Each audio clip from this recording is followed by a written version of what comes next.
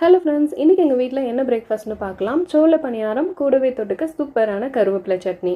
சோள பணியாரம் recipe already upload பண்ணியிருக்கேன், link first கமெண்ட்டில் இருக்குது, கண்டிப்பாக பாருங்கள். இன்றைக்கி கருவேப்பிலை சட்னி வைக்கலாம். ஒரு கைப்பிடி அளவு கருவேப்பிலை எடுத்து வச்சுருக்கேன்.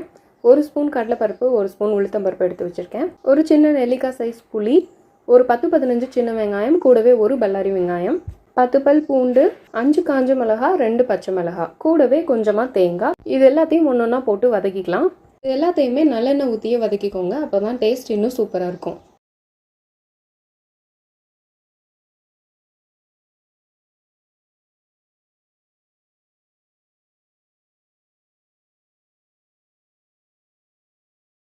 எல்லாமே வதக்கியாச்சு. இதை ஆற வச்சுட்டு நல்லா உப்பு சேர்த்து அரைச்சி எடுத்தா கருவேப்பிலை சட்னி ரெடி. சுட சுட சோள பணியாரம் கருவேப்பிலை சட்னி ரொம்ப டேஸ்ட்டாக ரெடி ஆயிடுச்சு. இந்த வீடியோ பிடிச்சிருந்தா லைக் பண்ணுங்க, யூஸ்ஃபுல்லாக இருந்தால் ஷேர் பண்ணுங்க, என்ன சப்போர்ட் பண்ணுறதுக்கு சப்ஸ்கிரைப் பண்ணுங்க. இது